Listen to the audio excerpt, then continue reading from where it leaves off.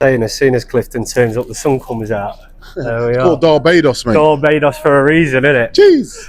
Mate, it was a highly interesting one, the press conference yesterday. Yeah. Now the dust has settled a little bit, just give us your thoughts on... First things first, I'd just like to address the elephant in the room, which is Idris Virgo, which I don't want to call his name after this again. Oh, Ty's just turned up now. But I'd say that he has no morals, no standards, no feelings for anybody apart from his own, what I'll call it, his own agenda, which he's going to fight. But I feel like without putting it too much of a... It's like somebody being on death row. That this is the last 24 hours. Yeah, so he's going to have his last meal. And after tomorrow, hopefully, we'll never ever see him on Misfits again. Yeah. He's going out kicking and screaming like a petulant child. Mate, Really? listen, I wanted Ty to knock him out quick, but I've realised that, you know what, he deserves his arms pulling off, his legs pulling off, and then drowning. You know what I mean?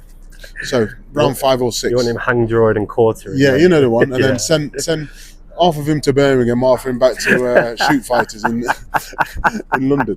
You know what I mean? The thing that I found the most frustrating was that he didn't talk about boxing skill in any part of the press conference yesterday. Just wanted to, how can I put it? Downgrade Ty and just bring out his past, which, like I said, it's nearly 15 years ago. And listen, and for the family that it happened to, you know, all I'll do is, you know, Ty will never be not sorry for what happened. You know what I mean? It wasn't intentional. He didn't go up there to do it. He didn't stab anybody. He didn't go up there with a gun. It was just something that happened. You know, listen, I've knocked people out on the street. I've been in street fights. And like, I'd probably say 80% of men have had a fight on the street. Understand? And why is he bringing it up? I'm trying to bring bad memories back for these people, for this family. You know? I think it's because he knows how powerful it is having Ty in Derby. And whatever you think about Misfits, whether you think it's a joke or the gravitational pull that this brand has at this particular moment in time, it's one of the biggest boxing areas just going in there. Idiot boy. So, but you can't deny how big a brand it has actually become. Well, there's the man himself. There's Mr. Mams Taylor himself. There he is, and, the man that makes it all happen. He's got my hat on, by the way. Mums, where you wearing my hat?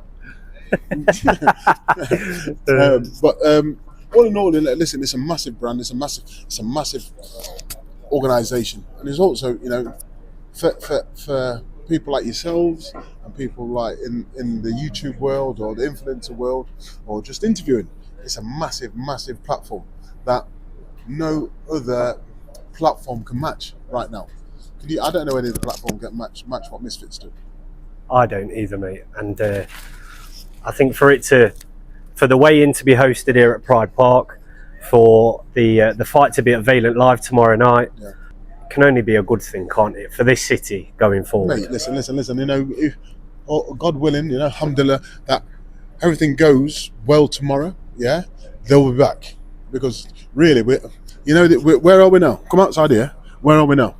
We're at Pride Park Stadium, yeah? That's it, home of the Rams. Home of the Rams. And what I want to see is Ty on the pitch.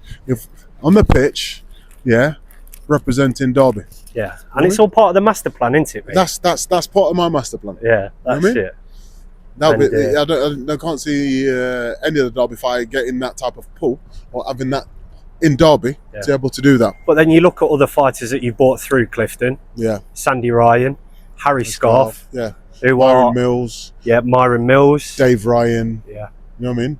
My ultimate would be to have, imagine my son on the pitch in my own town, with my team. I couldn't wish for anything more, to be fair. That's it. And I think as well, at this particular point in his career... In sport, anyway. Yeah. Yeah, that's it. And at this particular point in his career, he's missed out so much. And he knows that. You know that. Everybody knows how talented he is as a boxer. And he's basically having to climb from the bottom on borrowed time, isn't he, really? Yeah, he's pushing himself higher and higher. And like I said, most people have 3-4 fights and not take these shots at the time, because this kid's a champion. Listen, but I will tell you this. he will do a job on him tomorrow, God willing. Like you're saying, it's this is the biggest platform to be able to listen. It's also the biggest platform, but it's also it's a platform that it's Misfits. I don't think you could get a better word for the clientele base on there.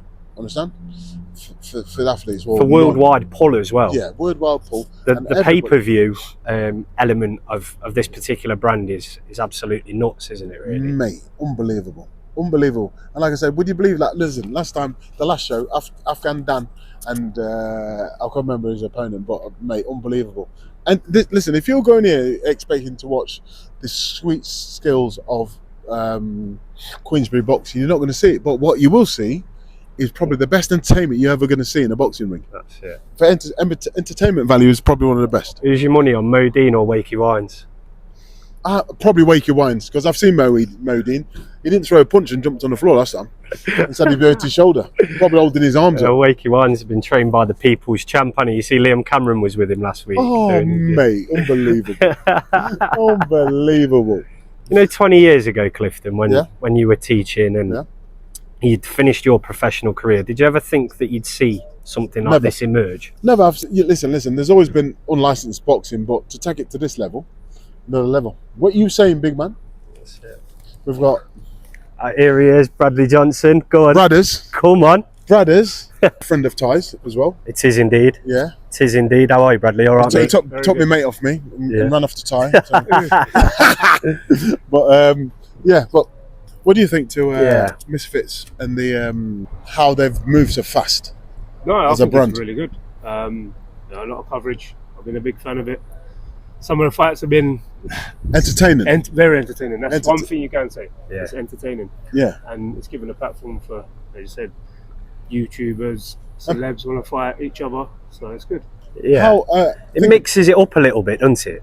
Do you know what I mean? Like, we're all used to seeing these big fights where it's very serious and people train to the nth degree, but sometimes you do just want to see what would be. Yeah, I mean, listen. Like I said to you, if it goes anything like the last card that Ty boxed on, you're going to have some entertainment.